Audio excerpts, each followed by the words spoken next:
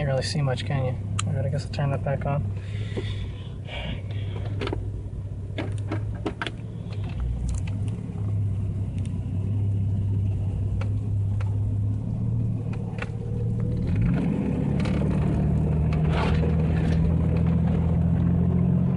Accelerator cable gets a little sticky sometimes. I don't like that too much.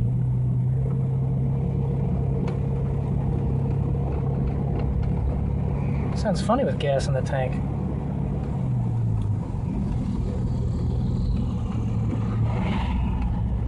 Like that accelerator cable bounce.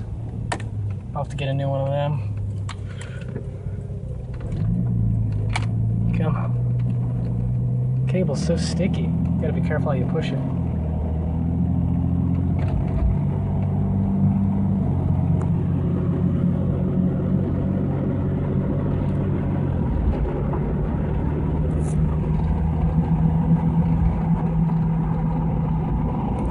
Pretty solid right now, actually. Usually jumps around a lot more than that.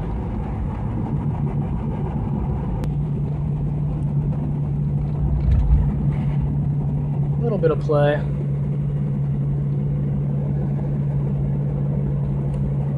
Guess I'll have to look into what tightens that up. Alright, electric fan. I've been messing around with this thing to figure out why it doesn't come on. The Jeep overheated, but I think that's because there was a lot of air in the coolant from the freeze plug. Because when I replaced the freeze plug, all the coolant came out, and I guess there was a lot of air in the back of the engine. So something I've been trying to figure out from the beginning is why this electric fan doesn't come on when it's supposed to. This relay was not working when I first bought the Jeep.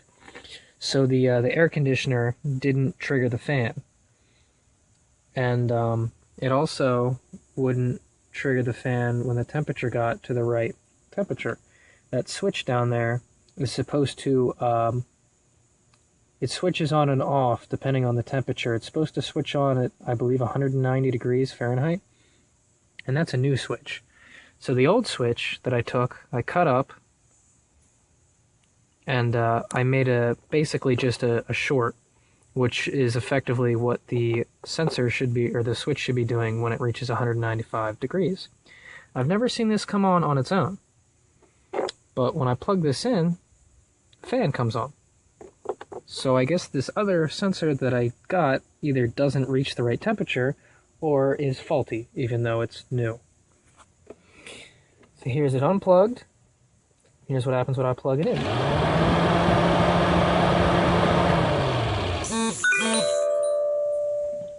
Comes on and off like a charm.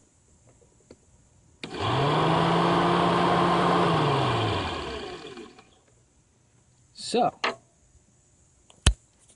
that answers a lot of questions for me. That means that these two wires, the black and the yellow, that go to wherever they go, are properly connected and properly work. So this narrows it down to literally the coolant temperature sensor, and not much else that I can think of. The only thing I could also think of is maybe a faulty radiator, where coolant isn't passing by that, or not enough of it, or not the right temperature, or this, that, the other, blah, blah, blah. I don't know, but, yeah. Maybe I'll make a custom switch for this thing, so I can turn it on and off when I please, and do it the right way, not some stupid jumper cable to a fuse fucking shit. Alright, first extended test run ended in, you could say a failure. Tried to bring it up to highway speeds, 55, 60, and temperature creep was very prevalent. I tried letting off the gas and it seemed to work once, but then I had to get back up to speed, and then when I let off the gas again, it just kept getting up higher and higher. I could see a little bit of steam coming out of the hood, so I'm like, okay, there goes the coolant again. Looks very brown. I don't know how I feel about that. And we got a coolant leak. So, you know, it's not everywhere, so that's cool. It's not a whole bunch, but it's enough to be annoying. I have bottles in the back because I figured this was going to happen. So I'll let it sit there, cool for a little bit, see what happens. I did shift it into neutral and increase the RPMs to see if this fan would go. Oh, ain't that interesting? It's probably not good. The fan came out, And it was just dangling. Interesting. Alright, we'll have to secure this better. And maybe I'll put the... I don't have that with me, damn it. I was going to say I'll put the fan on full on with that little jumper I made. But I'll let it cool down and make sure this fan stays where it's supposed to stay. So that's important, okay? But everything else looks good. It's a Jeep. It's a little hot.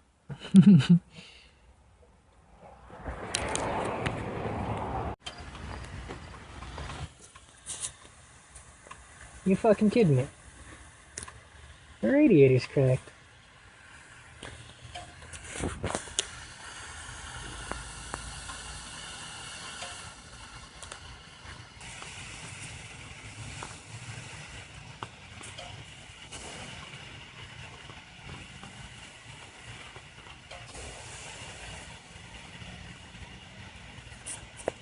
That explains something.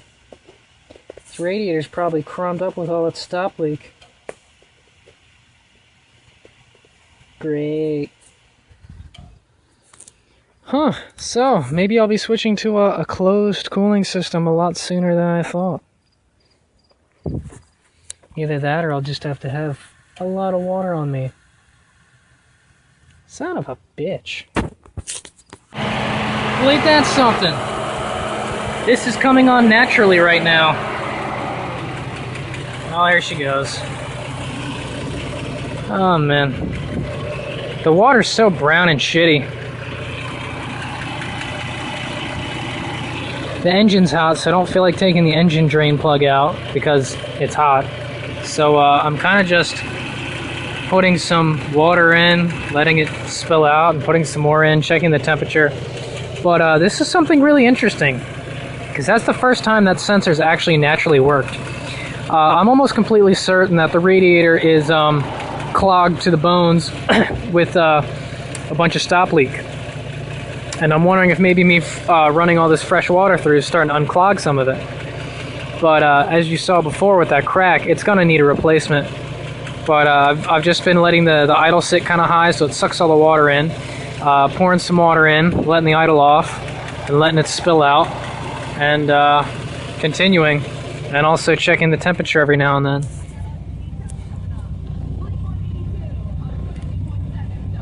So yeah, it's interesting. I'm gonna keep messing with this, but for the most part, I think I'm gonna start looking up prices for the new radiators and do an upgrade to this thing.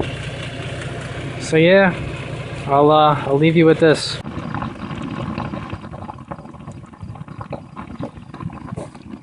Volcano!